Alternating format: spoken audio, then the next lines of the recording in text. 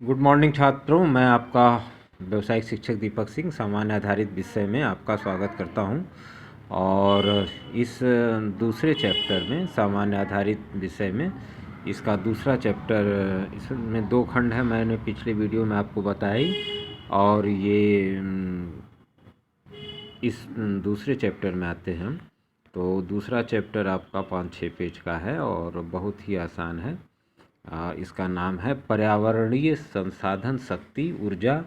जो है आपकी कौन सी शक्ति हैं, तो ऊर्जा, जल तथा वायु है।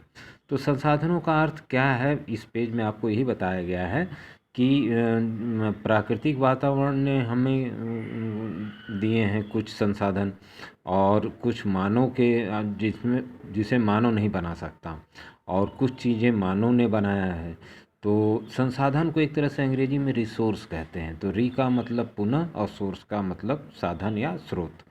और इसकी परिभाषाएं अगर आप देखें तो अनुकूल परिस्थितियों में लाभ उठाने की क्षमताएं, और दिए गए साधन को प्राप्त करने का ढंग।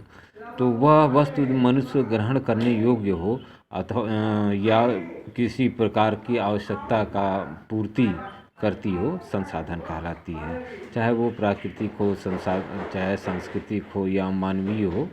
और उसके आवश्यक गुण यही होने चाहिए कि उसकी उपयोगिता उसके अंदर निहित रहे।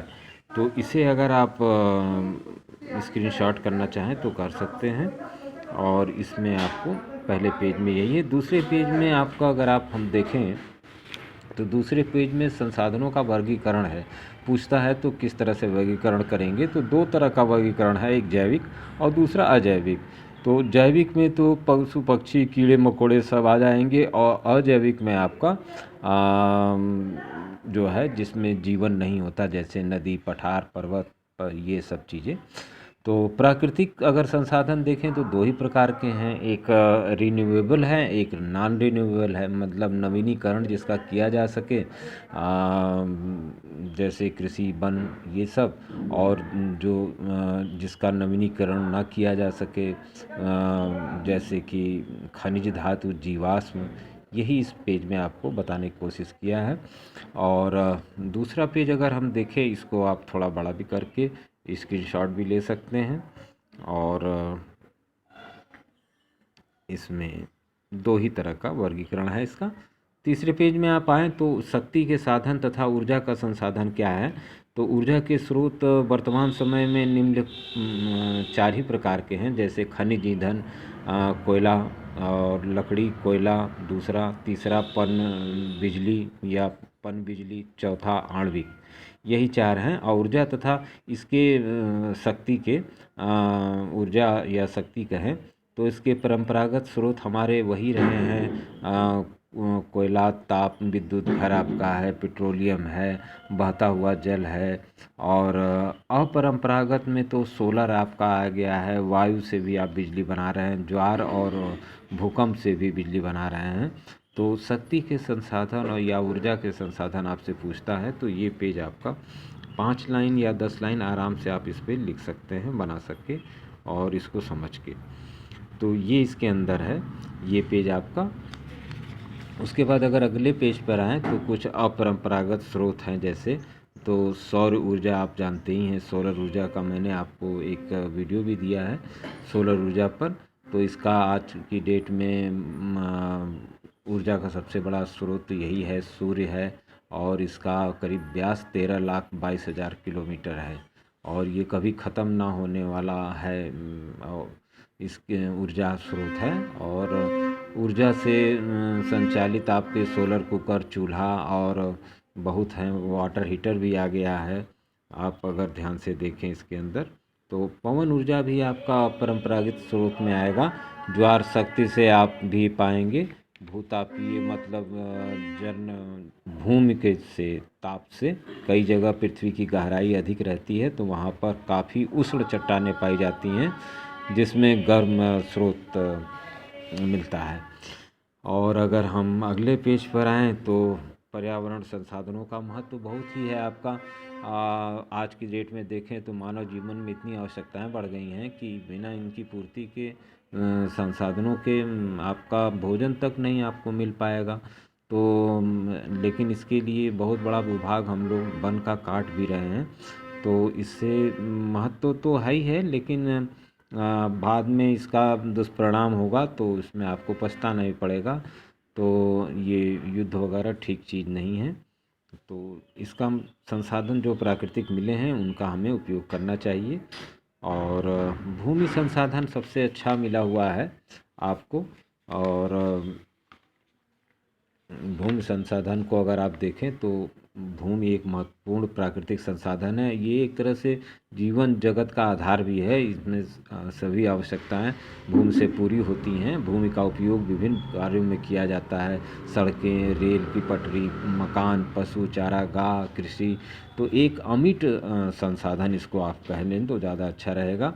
और भूमि संसाधन लैंड रिसोर्स आप कहें। और आर्थिक और मानव के लिए बहुत ही महत्वपूर्ण है।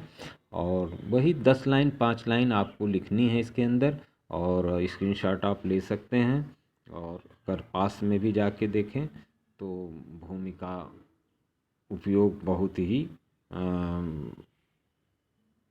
आज की डेट में तो है ही है। साथ ही साथ इसमें एक खाद्य का भी है। तो भारत में खाद्य की जनसंख्या तो बढ़ ही रही है, जनसंख्या विस्फोट हो ही रहा है।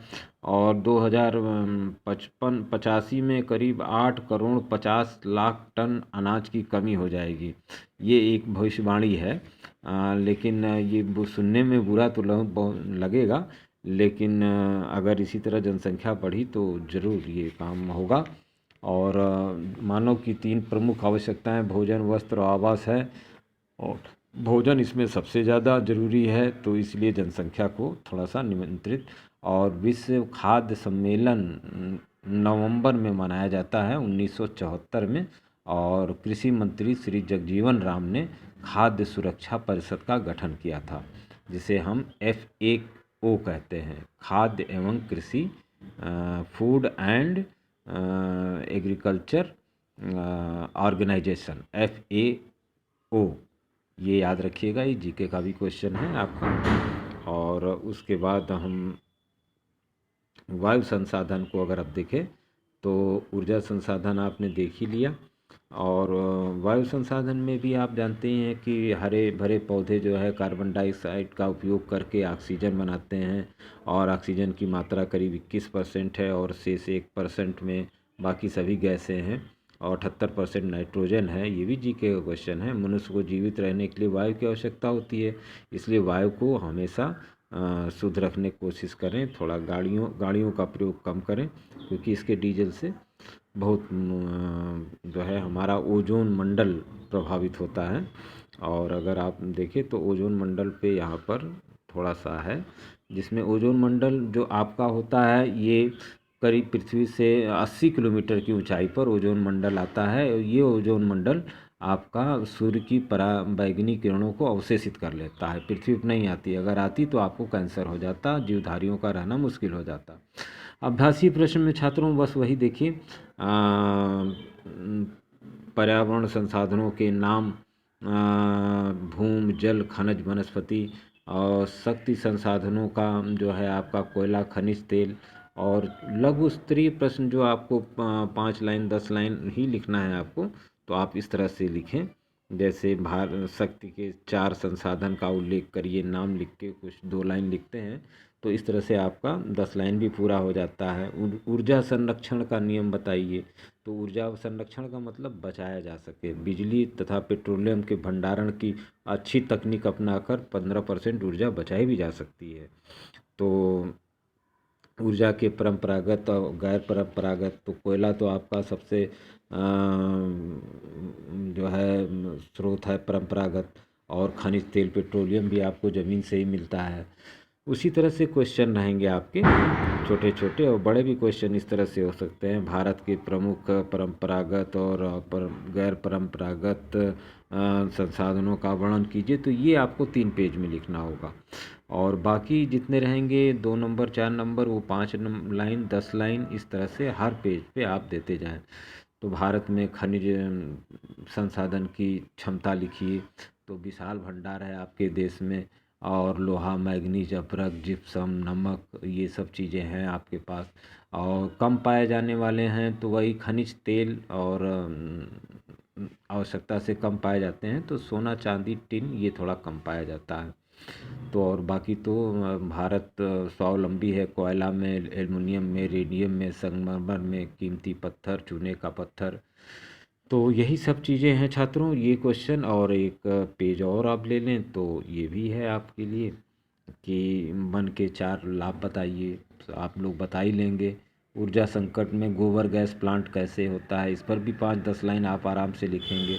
ऊर्जा का स्रोत बताइए, तो हम 2 भाग में बांट देंगे। प्राचीन भाग में मानव शक्ति, पशु शक्ति और लकड़ी फूलों की शक्ति थी। और आज जो है आपका आधुनिक ऊर्जा में कोयला, पेट्रोलियम भी है। और इसको भी आप विद्युत 3 भागों में बांट सकते हैं आधुनिक साधन में, कोयला, पेट्रोल से और बिजली से। और बिजली भी आप 3 भाग में बांट सकते हैं, ताप से, अणु से और जल से। तो मेनी मेनी थैंक्स छात्रों। मैं वीडियो को लंबा नहीं करना चाहता, लेकिन पेज सब आपको मैं दे दे रहा हूँ। व्हाट्सएप ग्रुप में भी आपके हैं, वीडियो भी है। और मैं जहाँ तक समझता हूँ कि अगर इसमें कोई दिक्कत आती है तो आप कमेंट करके ज़रूर पूछें। और कमेंट आप देंगे तो मुझे पता चलेगा, तो मैं उसको सुधारने की पूरी कोशिश करूँगा। और कोई अन्य चीज़ अच्छा उपाय बताएं तो मैं उसका स्वागत करता हूँ। Many many thanks. और थोड़ा अगर अच्छा लगे तो लाइक, सब्सक्राइब से हमें थोड़ा सा प्रोत्साहन आप लोग करिए। Thanks again.